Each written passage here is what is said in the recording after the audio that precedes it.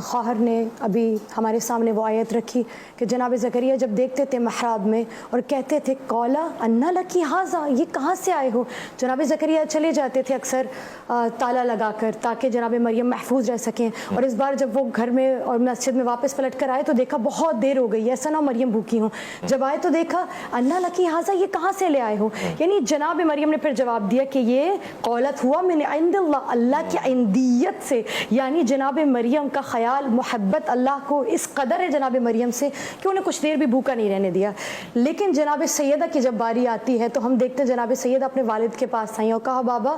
میں پریشان ہوں، دیکھا کہ تن بخار سے جھلس رہا ہے اور اس قدر گرم ہے جسم کہ جناب زہرا سے بولا نہیں جا رہا، بیٹا کیا ہوا؟ کہا کچھ روز سے کھانا نہیں کھایا۔ کیوں نہیں کھایا؟ جو ہوتا ہے انفاق کر دیتے ہیں۔ جانتے ہیں آپ میں یہ کہوں گی کہ جناب مریم کا رتبہ مقام یہ ہے کہ ان کے لیے آسمان سے جنت کا طعام اترتا ہے، لیکن جناب سیدہ وہ ہیں کہ جن کے ہاتھ کی روٹی جب پکائی جاتی ہے تو ملائکہ آسمان سے اترتے ہیں تاکہ ان سے فریاد کر سکیں، اور پھر وہ کیا کہتی ہیں یہ وَيُطْعِمُونَ الطَّعَامَ عَلَى حُبِّهِ مِسْكِينًا وَيَتِيمًا وَأَسِيرًا، یعنی وہاں پر جناب مقام مریم یہ ہے کہ وہ اللہ عطا کر رہا ہے، اور جناب مقام سیدہ یہ ہے کہ جناب سیدہ ملائکہ تک روٹی پہنچا رہی ہیں، ان کے درگاہ پر آنے والے جو ملائکہ ہیں۔ اور اگر ہم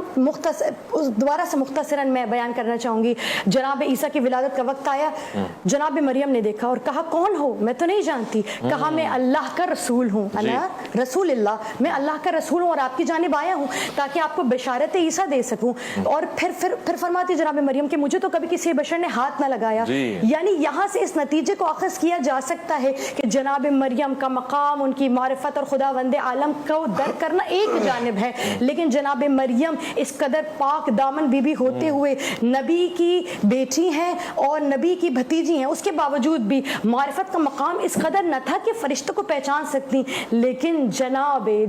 فاطمہ کا یہ مقام ہے کہ وہ کہتی ہیں کہ میں نے اپنے بابا کے خدمت میں آنے والے ہر ملائکہ کا حساب کتاب رکھتی ہوں، میں ان کے پروں کی پھڑپڑاہٹ سے پہچان جاتی ہوں کہ کب میکائیل آئے ہیں، کب جبرائیل آئے ہیں، کب اسرافیل آئے ہیں، حتیٰ کہ ہم دیکھتے ہیں کہ جب اہل قصہ جناب فاطمہ تو زہرا کے ساتھ تشریف فرما ہے اور آسمان سے جناب جبریل داخل ہوتے ہیں تو ہم دیکھتے ہیں کہ جناب جبریل کو پہچان کر اور جناب جبریل خود اجازت دیتے ہیں کہ کیا مجھے اجازت ہے کہ میں چادر کے اندر آ جاؤں؟ تو عزیزان ہمیں سمجھنا ہوگا کہ جناب فاطمہ تو زہرا کی ہستی کیسی نورانی ہستی ہے، ایسی عالم ربانی ہستی ہے کہ جس کو سمجھنا درک کرنا یقیناً نہ آسان ہے اور نہ ہمارے اس حصے میں ہے کہ ہم جناب فاطمہ کو درک کر سکیں۔ دوسری چیز میں مختصراً عرض کرنا چاہوں گی کہ جناب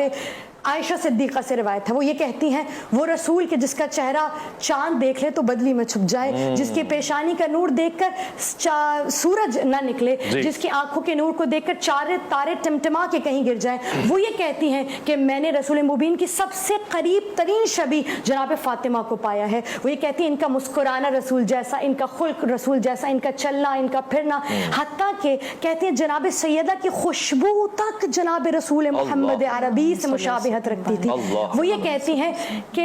یقیناً جناب رسول مبین صلوات اللہ علیہ وآلہ وسلم کی ہستی وہ ہے جسے کفار کے مشرکین صادق اور امین کہتے ہیں، لیکن کائنات عالم کی وہ بیوی جسے سب کے سب مل کے عائشہ صدیقہ کہتے ہیں، وہ صدیقہ جسے اپنے سامنے صدیقہ کبریٰ جانتی ہیں، وہ جناب فاطمہ الزہرا سلام اللہ علیہا۔ بہت ہی خوب، دیکھیں صاحب کتنے اچھے طریقے سے خواتین نے، عالمہ حضرات نے، انہوں نے جب آپ گفتگو فرما رہے تھے خواتین نے اور